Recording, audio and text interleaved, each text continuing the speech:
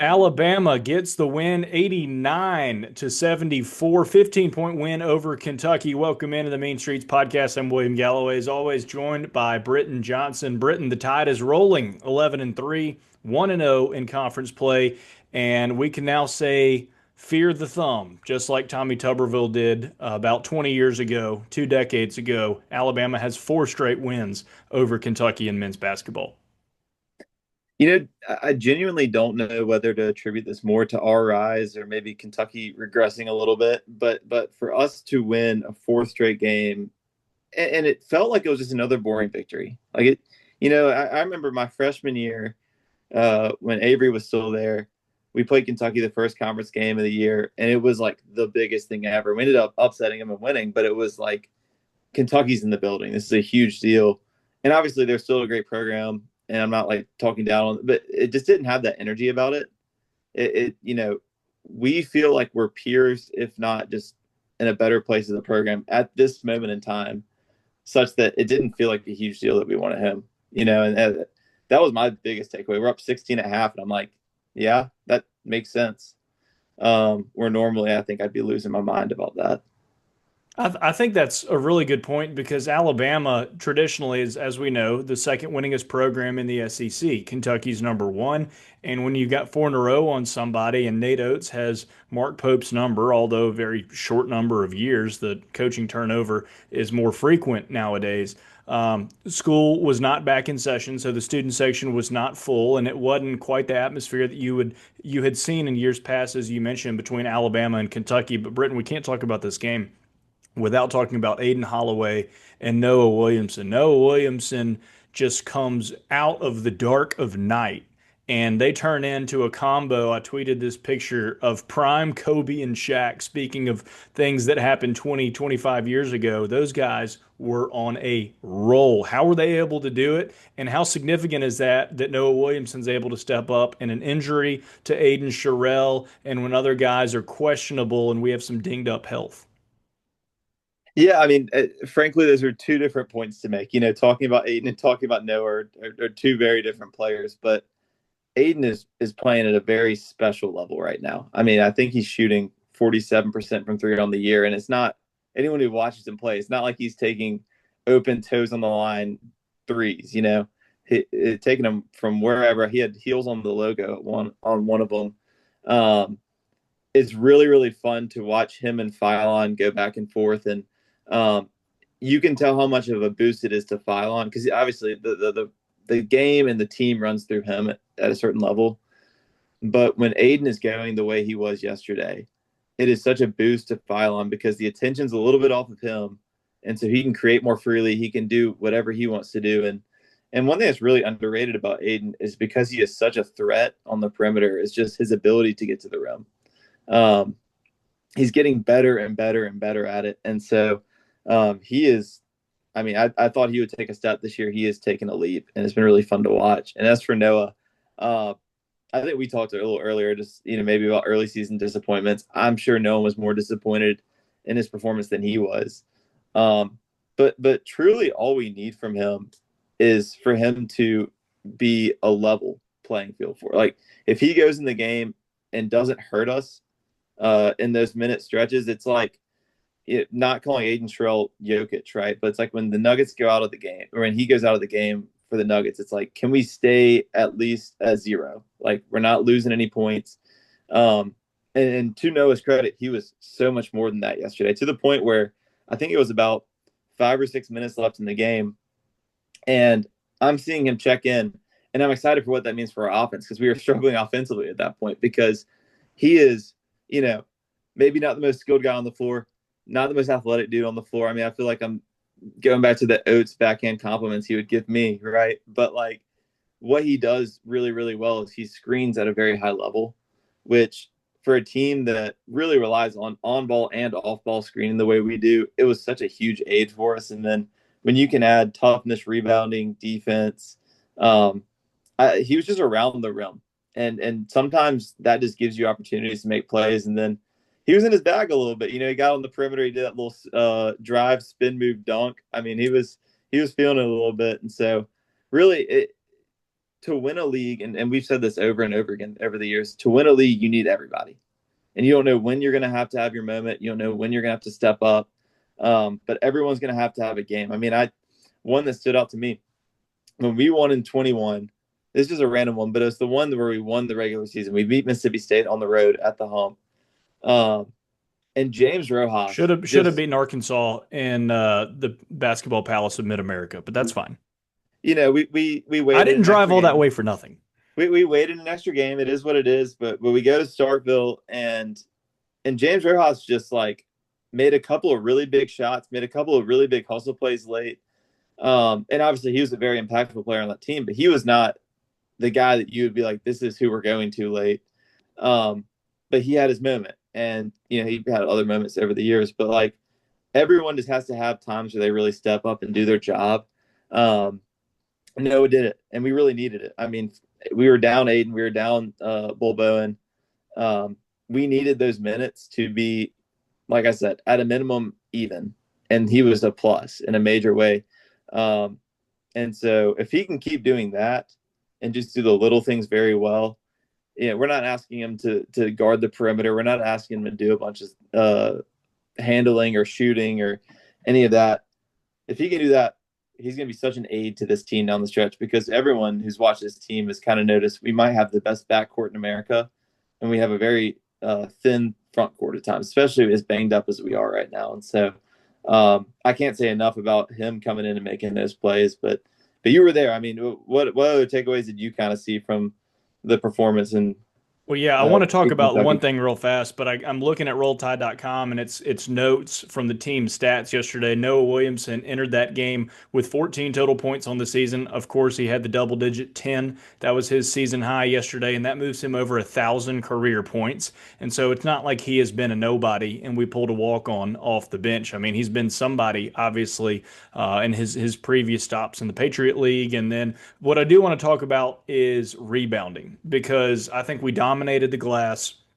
And the team stats reminds me that Amari Allen had 6 of his 9 rebounds on the offensive glass.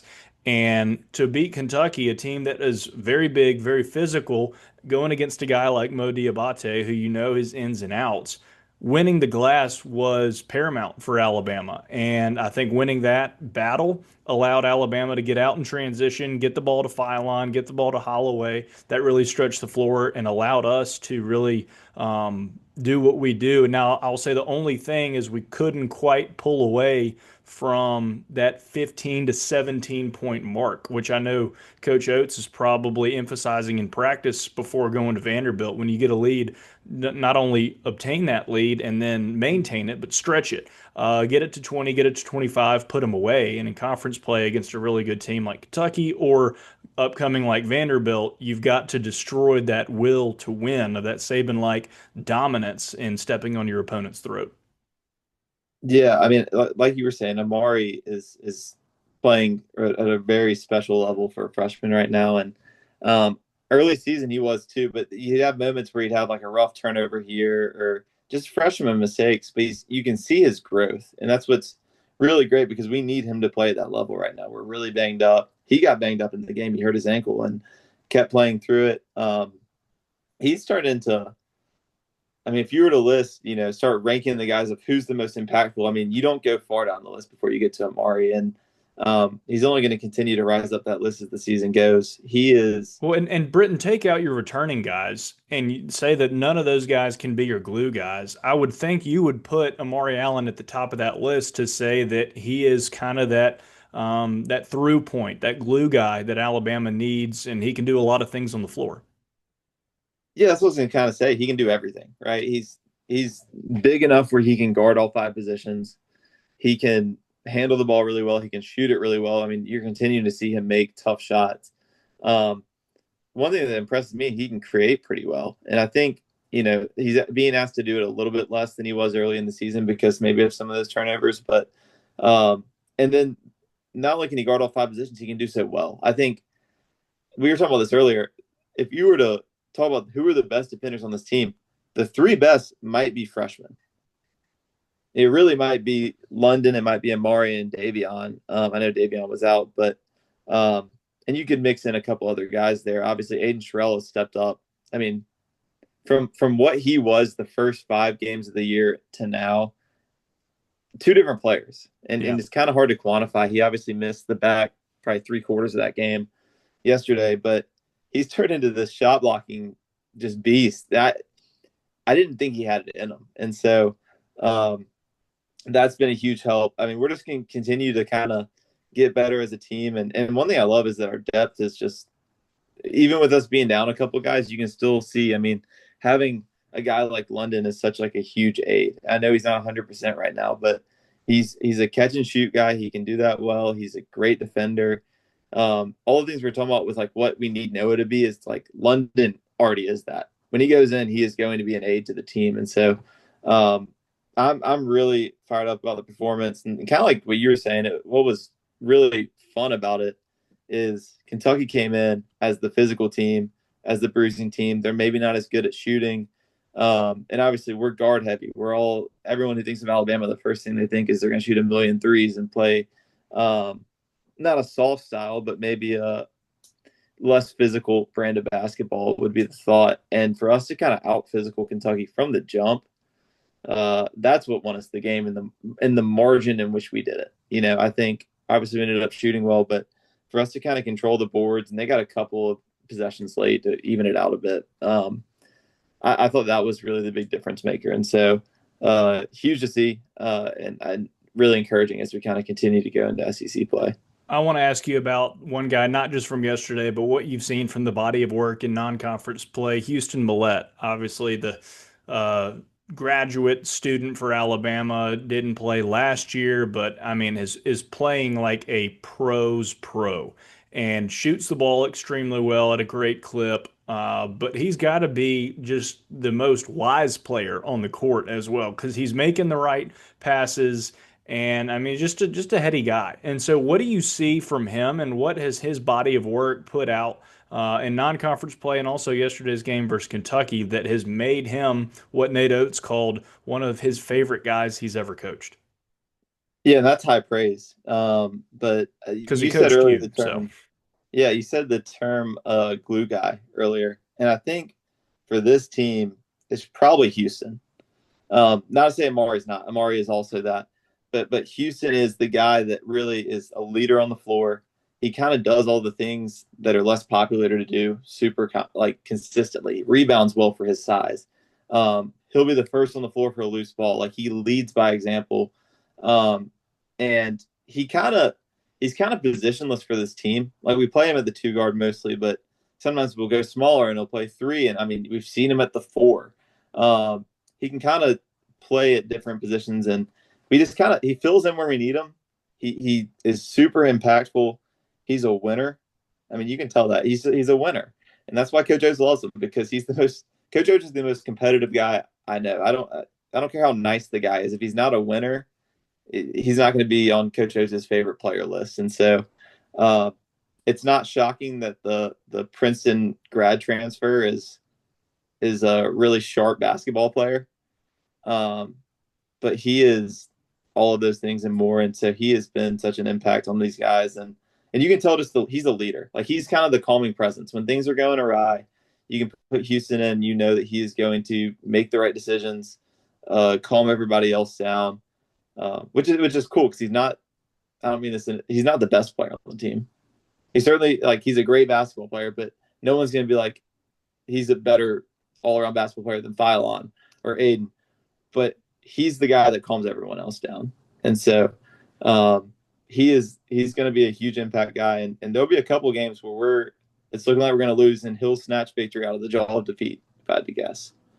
let's look ahead, Britton, and we go to Vanderbilt on Wednesday. We host Texas, Mississippi State, Oklahoma, Tennessee, yada, yada, yada, up and down the line. The SEC more than likely is not going to be as, don't want to say competitive, but have as many high level teams top to bottom, with 14 out of 16 teams making the tournament this year. That could change, so we could end up eating crow on that. But talk about the game by game approach. In years past and seasons gone by, we've talked on our podcast about how you have to have a game by game approach. But this Vanderbilt team, not only is Memorial a difficult place to play, but I think Vanderbilt's up to number 4 in the net rankings right now, and some variety of categories.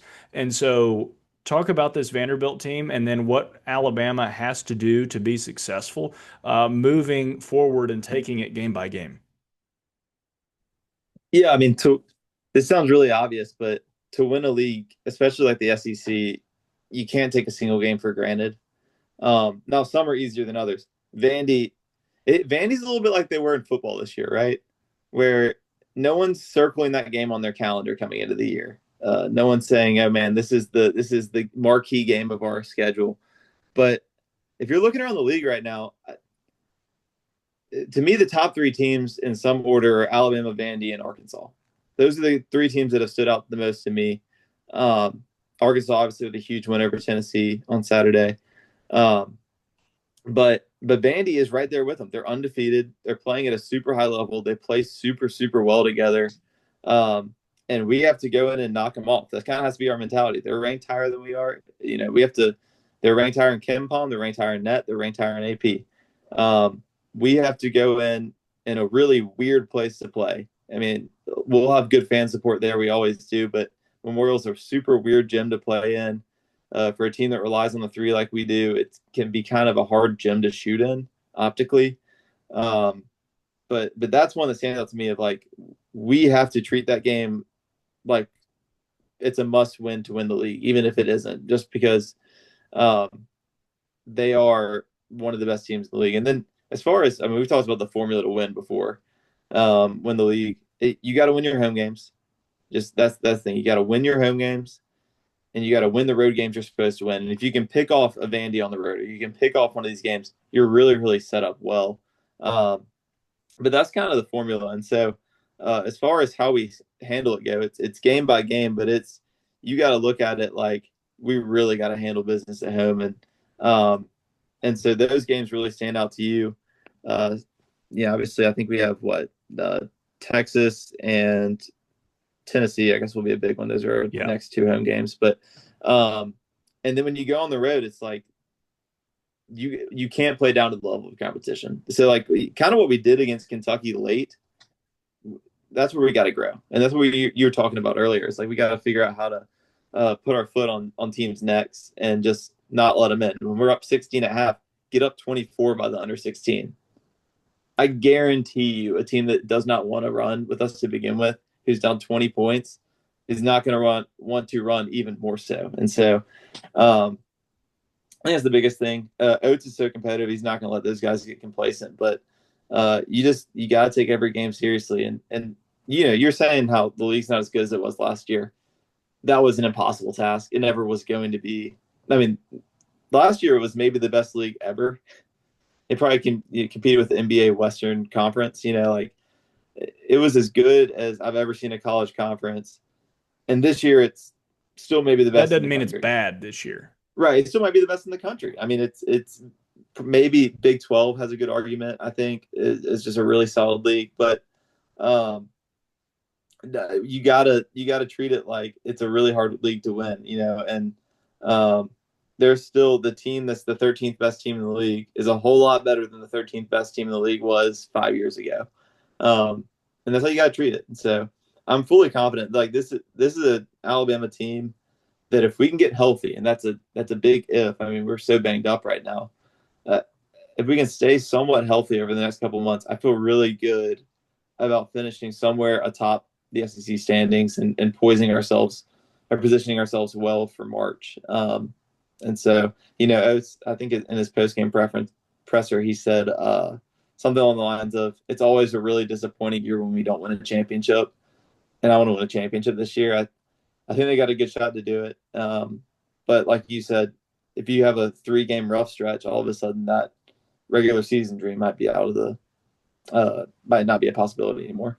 As we kind of rotate and pivot towards the end of our show, I want to ask you one thing you mentioned, talk about shooting in Memorial up at Vanderbilt this week, and we don't do game by game episodes, but hopefully we can bring some pretty frequent content here on the podcast. But one thing I do like to ask you are certain questions of aspects of having been a player on Alabama's program.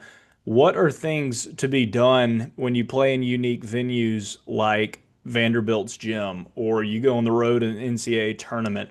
Are there special shooting? I'm going to use a lot of alliteration here. Are there special shooting scenarios at shoot around where you're getting extra shots up, or there's extra time to shoot? And what might those guys, the guys on our roster, have the opportunity to get some extra shots up or a different routine when playing in a different environment? Yeah, I mean, one thing I always struggled with, even more than the gyms, would be when schools would use different balls. Like, we use the Nike ball. You go down to Auburn, they use the Under Armour ball for years, or maybe it was the Wilson, I can't remember. But um, you'd have different balls at different schools, and so sometimes if they had like an Adidas basketball, that would really throw me for a loop. They just feel completely different. They're just different balls to play with, which is kind of a weird aspect of the game. Like baseball obviously doesn't have a different ball and they have different stadiums for each venue, but that's one thing that kind of stood out to me. But as far as like venue to venue, I think in the ones that were a little weirder, you just have like a little bit more of like, I need these reps, right? Whereas if we go to, I'm trying to think, it was just like a really standard gym. Ole Miss. Auburn is a great shooting gym. It's a smaller gym. It's a great shooting gym.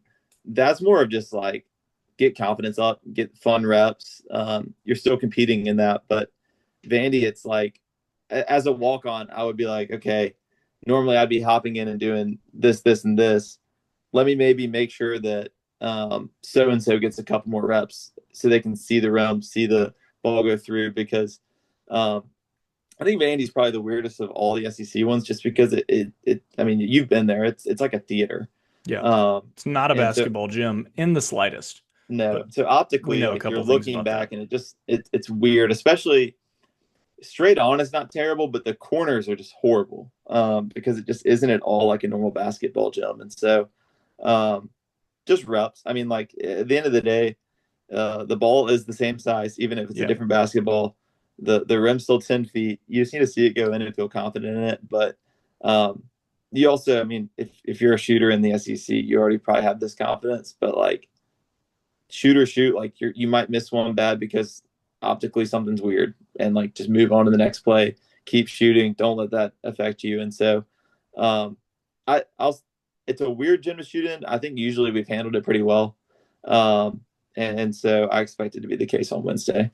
We're a near wrap up here on this episode. We appreciate everybody checking out the Main Streets podcast. I'm William Galloway, joined by Britton Johnson. Britton, as we close things out on Alabama basketball, we'll give you the final word momentarily if we don't have any more topics to talk about. I do have one topic, and you may have another topic as well that you want to hit on. But in the SEC men's basketball rookie coaches SEC win counter, Stephen Pearl, 0 wins, Bucky McMillan, 1 win. We may end up eating crow on that in 48 hours, but we'll see because they go head to head in Neville Arena on Tuesday night. Any topics or things you need our viewers and listeners to know about before we head out? There were just some crazy games Saturday. It's gonna be a crazy year of SEC basketball. I don't know how many of y'all were watching the Auburn Georgia game, but that one just ended completely chaotically. But okay, Um, go back to that because Georgia, I'm looking at the net right here, is 21, right? And a team yeah, that has been bottom of the league for a very long time, and Vanderbilt, which you talked about before we were recording, they're at the top of the league. And yeah. granted, not just SEC, but the top of the NCAA.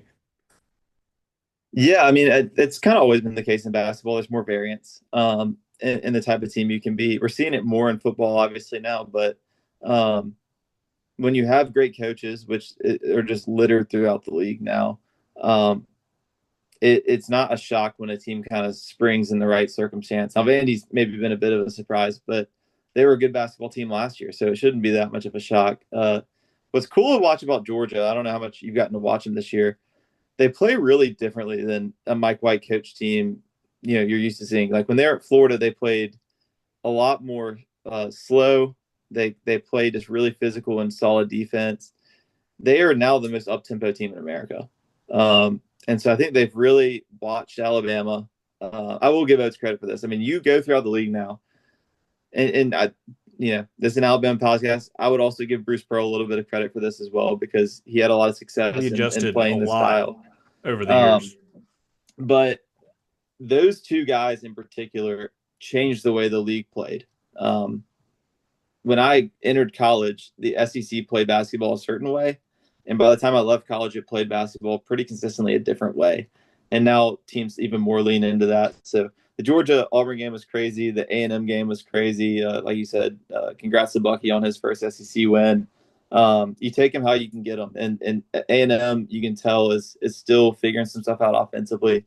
They'll go through these funky spurts where, a couple of minutes of just no real life off it on that end, but just a lot of grit to finish. And that's kind of what you're having to see is like a lot of these games are really close. And so these decisions you make, I guess Georgia's idiot foul didn't end up costing them, but like that's the kind of stuff that will cost you a game. And so really it's going to come down to late game decision making. And I think the teams that are able to execute it into games are going to probably win a lot of games in this league because there are going to be a lot of tight ones. Yeah. Here's a quick stat for you. Tennessee 0-2 on the road in their season. Obviously picked to be at or near the top of the league. They're 10-4 overall, but they're 0-2 on the road. Looking up and down, you can't get a big diagnosis on just one game from league play, and things will flip and flop. Teams will get on hot streaks, cold streaks, things like that. But you talked about A&M. Ruben Dominguez is probably going to be a name to watch by the end of conference play. If people don't know his name, they will know it in 2 months' time. And I think he's up there with Britton Johnson on my best 3-point shooters list. That guy can turn the game around on a dime. I mean, he's a much better high end college version of what I would claim to be in high school. I mean, you look at his stats. He's shooting like 8 threes a game at 46 or 47%, and 90+% of his attempts are from three. And so his job is to come in, catch and shoot three, and he's even playing the smeller position on defense. That really hits home for me. But no, he's a flamethrower, and I was watching the game yesterday, and just like you can't leave him open. He's No. like the one guy on the floor that if you give him a little bit of space, it's 3 points. You talked about his release, and I want to ask if you saw this because you watched from TV yesterday, the Kentucky game. Is that right? Yeah, yeah. Always Otega It's always three broken. point. I mean, dude, it's molasses. It is bad. It's like he touches his toes and then his knees and then his hips and shoulders. It's like the kid song in reverse, and then he gets the shot off, and it makes our closeouts look so weak. I mean, obviously, always going to get 20, 25 a game. But the fact that he's able to do that and his release time is relatively so slow is mind-boggling. Yeah, I mean that's you still end up with so many funny looking jumpers at high end college basketball, and it's always even in the NBA you have it, but yeah, his was really funky yesterday, and granted, I guess we've had some funny looking ones over the years. I guess when you do as many reps as you do, eventually you kind of iron some of it out. But Yeah. Hey, um, we've got the cheap in version of the Zoom here, so we're going to give Britton the last word. We appreciate everybody checking out the Main Streets podcast. Check out Galloway Communications on YouTube, Instagram, all that, which is where this is shared. Spotify, Apple Podcasts as well. Britton, close us out here as we enter conference play in the 2026 new year. yeah, I mean, I know a lot of Alabama fans are all in on football until January, whenever the season ends, and so now is the time that it is officially basketball season for a lot of you. And so I hope you really support and pay attention to this team because it is as exciting and fun of an Alabama basketball team as I can remember.